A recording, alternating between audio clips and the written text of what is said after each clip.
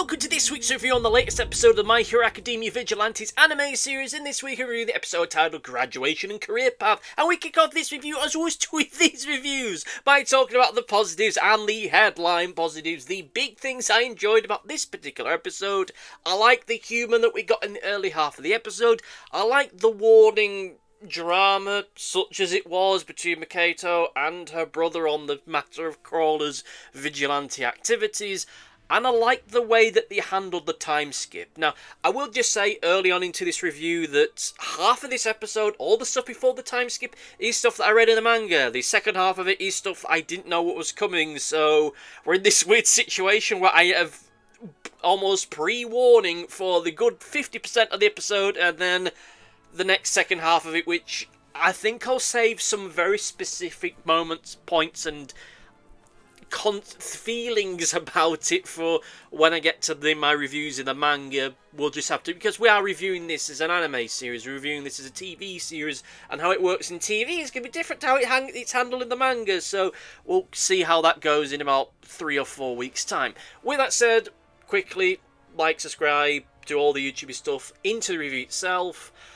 I think the humour in the first half of the episode works very well. This is the kind of stuff that I wish we had seen more of, and even then, I wish there was just more of it. There's certain jokes that just haven't been done at all, and this is the reason why I find that second half of the episode to be so bizarre, because it does feel as though there's still some material that could have pushed that back a bit. Like I mentioned last week, there's a little bit of the almost post-hero saving the day banter stuff. There was the joke about them worrying what happened to the really skinny guy when All Might came along. Oh no, did he get blown away? And jokes and aftermath stuff like that, which wasn't really done. And I can understand why, but also on the other hand, it feels as though, I don't know, I suppose I discuss this when I get into the negatives, but I got feelings, I got worries, but nonetheless, I think the humour itself did work well. Yes, a lot of it came in the expense of Captain Celebrity, but hey, that's the point of the character. He's the kind of person we kind of rib and banter with a little bit. We have the bit where Pamela bursts into the room, chucking the very grumpy baby at someone while she goes to absolutely leather Captain Celebrity for putting his life in danger in that way. I do wish that they'd found a better way to balance the humour and the drama with that, or the humour with the emotive side of that, because, yeah, it is fun seeing Captain Celebrity getting like, smacked about. Well, no, let me rephrase that, because that sounds dodgy. The slapstick of Pamela whacking Captain Celebrity is funny. Yeah, it's funny, you know, in a slapsticky kind of way, in a cartoony kind of way. It is funny, right? My issue is that, and I suppose this was kind of an issue with the manga as well, is that we pivot from this very silly, over-the-top bit to a kind of breaking down, like, you stupid bugger, you're gonna leave us alone, you're gonna leave the baby without a father, and you're gonna leave me, and an emotional breakdown. And I don't think it quite shifted gears enough, really, in that moment for me. I suppose part of that is the fact that there's just so much going on in that scene. We have all the stuff with Pamela and Captain Celebrity. We get the warning, such as it was, that we see in the flashback, which we'll discuss in a moment, as well as the Crawler just being oblivious to anything and everything around him in that affable, slightly feckless way that he has. And I'm not going to criticise, because I think the jokes and the humour of that stuff all works well. I like it when the humour in this show is more about, is more derived from the characters and their personalities more than anything else. I think it works well, and I suppose it is just the visual image of this rather short woman going out after this pro-hero is itself funny, and of course the visual image of the baby just looking constantly pissed off at anyone and everyone around him. It's fun, it's cute little stuff like that. And of course, when we get to the airport, Captain Celebrity puts his foot in it again and accidentally implies that him and Makoto were a thing. And as I said in the manga review, and as I'll say now, I am glad that Pamela is... She knows about the stuff with Makoto and Captain Celebrity. She knows that there isn't anything between them. So as far as she's concerned, it's the case of like, well, you've dug yourself into another hole. Let's see how you get yourself out of this one. Like, she doesn't have time for it. Like, she knows what's going on. She's going to let him squirm for a little bit, and that's funny. Just the way that he says, "Oh yeah, Makato's been a real goddess to me." They're, "Oh, you've been shagging around again, have you?" And that stuff is great. I love all that stuff, and I would have liked a little bit more of, like, I don't know. I wouldn't say that some kind of innuendo, but I think Makoto handled it a little bit too well and dismissed it a little bit too well in a way that, let's be honest, media like that aren't going to accept. Like, oh, so you're saying that you were just a personal assistant and you helped him through all of this? Okay, well that's understandable. Are they buggery gonna do that? Oh, so you helped him, did you? Oh, I see how it is. Ha ha ha! Wink, wink, nudge, nudge. Don't tell the vicar. Oh, bloody hell! Let's put this on the internet first thing as we can. It wouldn't have gone like that in reality. But whatever. That's not what was important, because this was setting up for these characters leaving it. Now, before we get into the matter of that, I will touch upon the warning, such as it was between the detective, and I can never remember the name, so I always refer to him as the detective, and Makoto, and how he did, in his scene, warn her about, look, we'll look the other way as far as Crawler is concerned and the things he's done in the past, because he really helped out as far as the Sky Egg stuff was concerned. But we're not gonna look away forever. If he keeps doing this kind of stuff and keeps getting involved, we are going to have to take him in. We are going to have to arrest him. And when I read that in the manga, and as I saw it in this episode, such as it was, there was this part of me that was feeling, okay, they're setting up for some kind of drama here. They're setting up for some kind of conflict, that the Crawler is going to continue to do these things, especially bearing in mind that Makoto didn't give him this warning that, look, you've kind of marked your card here, you need to lay down low for a little bit. But now, that's not what happened, because we get the 2-year time skip, so any kind of potential run-ins and tension building we could have had are just not a thing at all, which is something I will discuss when we eventually get to this point in the manga, because I want to focus on the anime such as it is right now. But I will just say, before we prematurely get into the negatives, I find it odd that we have this setup of Crawler, don't do anything stupid, and then there's no, like, hint that there's anything when they're not even going anywhere with that at all, even in this episode, because the second half of this episode is him being the local friendly neighborhood superhero vigilante guy, and there being no sense of, like, he shouldn't do this. There's no sense of, like, consequence to the fact that the big detective in the area said he shouldn't do that. But whatever. I did like the way that it was put together. I did like the warning scene such as it was, because it didn't go all out. There was no kind of spooky, suspicious music, no dirty look shared between the two of them, but from the detective, like, you could see that being done in a far more dramatic and far more serious way, and I'm glad they didn't do that, because I think that would have taken away a lot from the scene itself.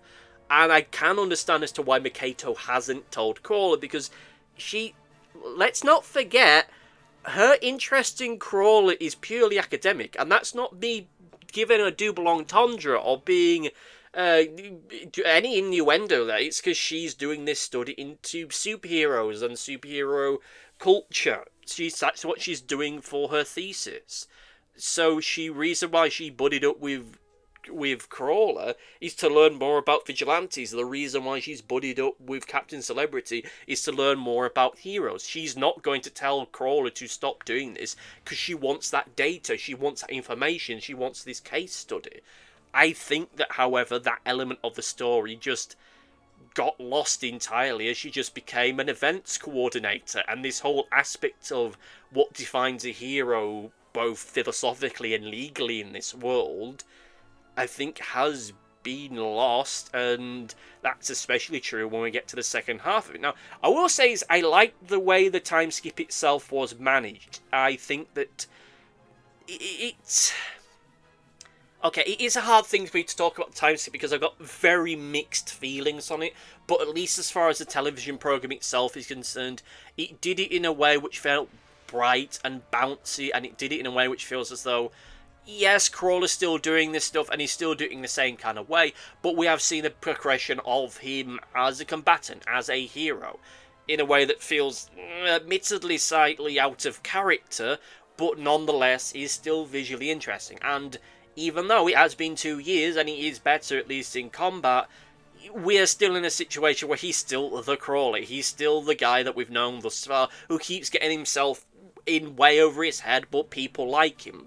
There's something that they kind of endearing that they have on him. I think he handles that stuff well.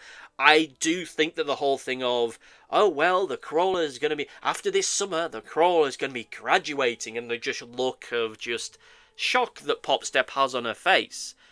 You can tell that for her, she doesn't want the Crawler to graduate because she likes this little life. She likes being the vigilante. She likes being the idol / vigilante. She enjoys that life, and she doesn't want to be in a situation where Crawler is just a guy, because she likes going on these adventures with him.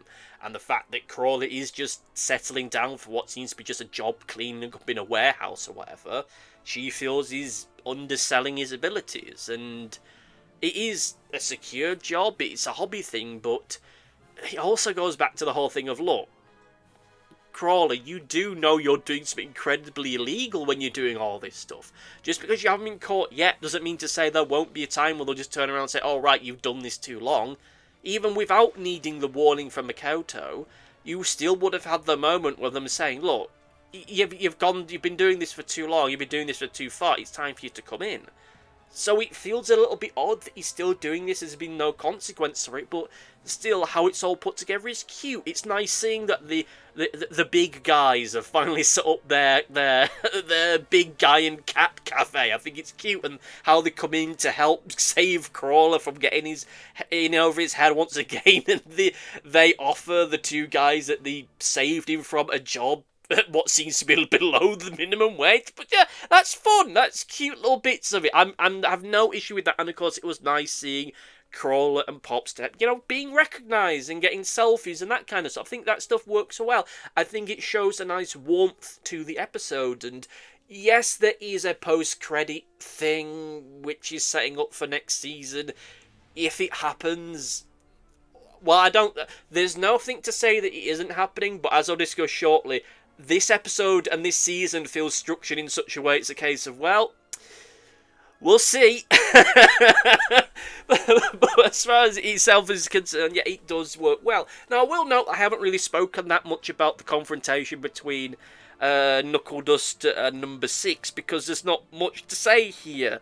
Much like the whole, oh, if Crawler steps out of line, he's getting arrested from the detective.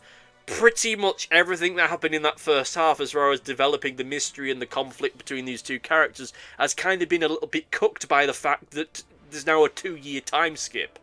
So any kind of mystery that was going on here is, well, kind of run down. Like, had we not had this time skip in this episode, and this is something I'll discuss in a moment, I think that stuff would have worked a lot, because right now it just doesn't go anywhere. I mean, it will probably do if there's a season next year, and it certainly will do as far as the manga itself is concerned, but in the here and now, it was fun, but it's stuff that feels like it could quite easily have been on the tail end of the previous episode, or part of an episode which was exclusively dedicated to those two fighting.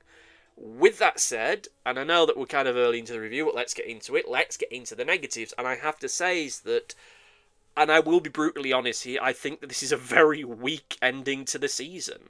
I don't think for 1 minute that this episode should have been the last episode of the season.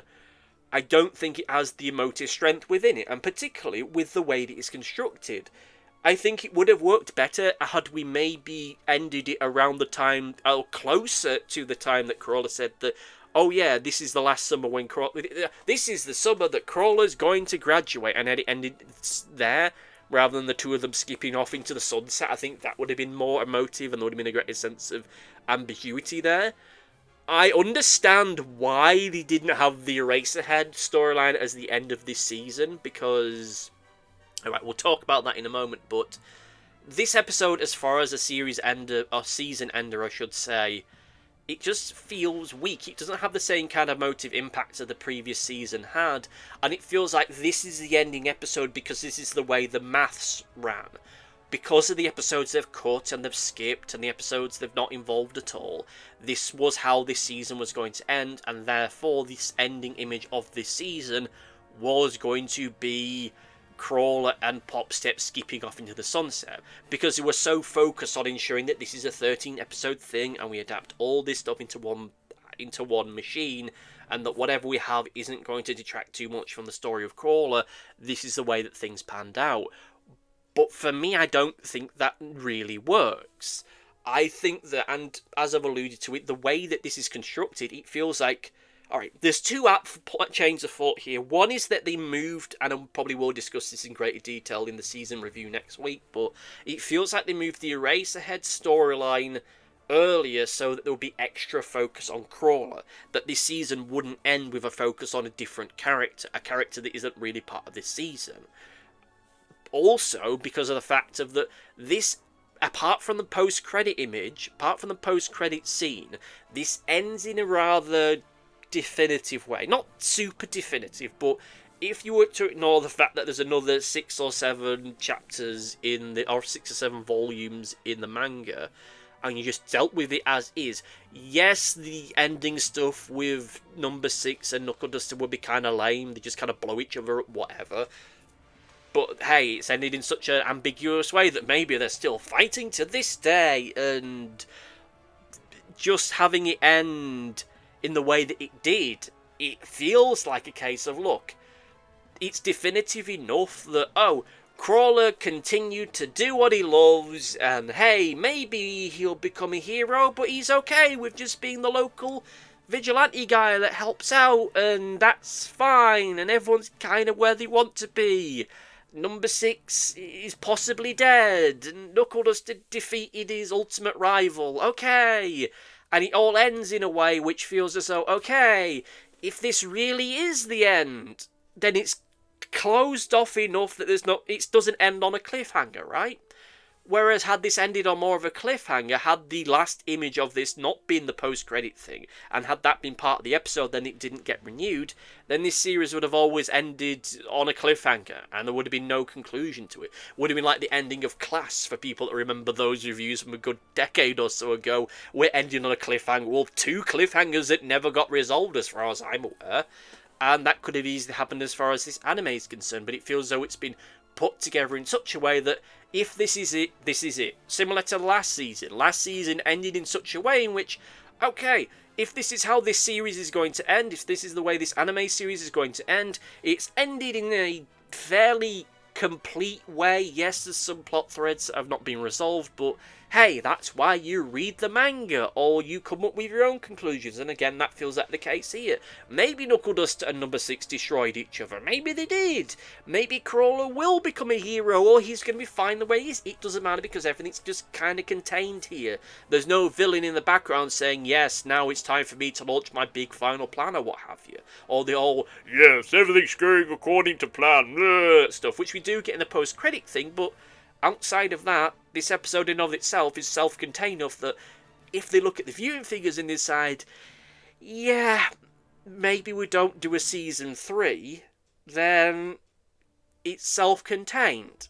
And I don't know if that's going to be the case, but I will just say this, is that even though I'm not really into reaction videos and reaction channels, I have noticed that there's significantly fewer channels talking about Vigilantes this year than last year. Maybe everyone's just kind of tired from My Hero Academia, but even then, no one's really talking about it. And sure, I'm sure they have their own schedules. I'm sure that some of these channels have their stuff planned out months in advance, but, you know, the fact that none of them have been covering it to any degree or another, it does make me wonder if people just aren't that into this season or this series. Like, the first season was okay, but I don't know. We'll see where it ends up going. I'm sure there will be a season 3, but right now it just kind of feels a little bit limp, especially given the way this season has gone, but I'll discuss that in about a week or so's time.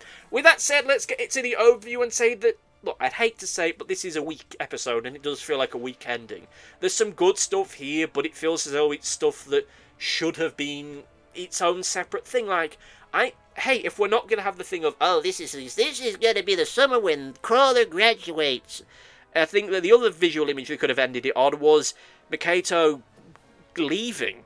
I think that would have been a better visual image, and it would have kept things self-contained, because this ending, that second half of the episode, it feels like it should be the first episode of a new season. Like, oh hey, this is the kind of time skip you'd have at the end of the season into the next one.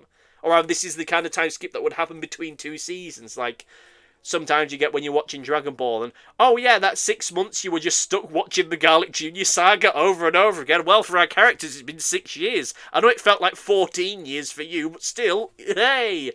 But nonetheless, it's okay. I think this is a very weak ending compared to last season's. But with that said, let's get into Comment Corner. It's time for Comment Corner, reading comments from the previous video. Our first one comes from MigX1. It's who says, "It feels strange that we're getting into the... we're getting into the midway point of Volume 9, since in the manga we are just about to get into the Eraserhead origin arc, and getting into the early stages of the next big arc at the end of the season just feels a weird move to me." Thank you for your comment. Like I say, I think I understand why they moved the Eraserhead stuff to a different point in the season. But at the same time, I just don't know. And this is stuff I'm going to have to meditate on as we get to the season review in about a week's time.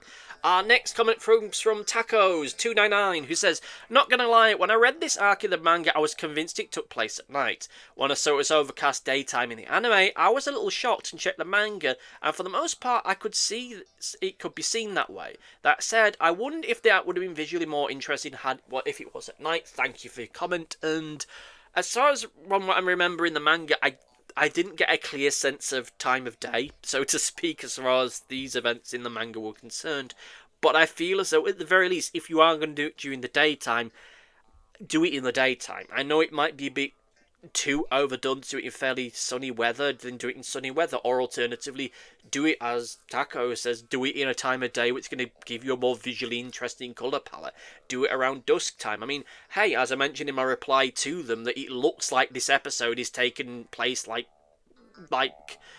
this is like a big concert thing, right? You have Captain Celebrity doing his big farewell concert thing. Those tend to happen in the evening, so why not do it at night? I mean, you could make the argument that it's happening during the summertime, so that's why it's that bright, but even then, if you're going to do it bright out, do it bright out, because the visuals in this final few episodes are just so murky. Especially that first little bit that we get in this week's episode. We'll just repeat the stuff with Knuckle Duster and number 6, but we'll see. This is the end of this year's season. Let me know in the comment section down below if you've loved it or you hated it. Let me know what you thought about this particular episode. The review should be around next week. I've got some things on. I will try every atom of my being to get it done, but we'll see where it goes. Let me know what you thought. Like I say, do all the YouTuber stuff like comment, subscribe, click the bell, do whatever else has come along in the time that I've said this thing. Thank you all, and see you next time. Goodbye! Thanks for watching. Be sure to like, favourite, subscribe, click the bell, and do all the YouTubey stuff that YouTube wants you to do. Go on, it'll do me a power of good. Until next time, my friends, goodbye!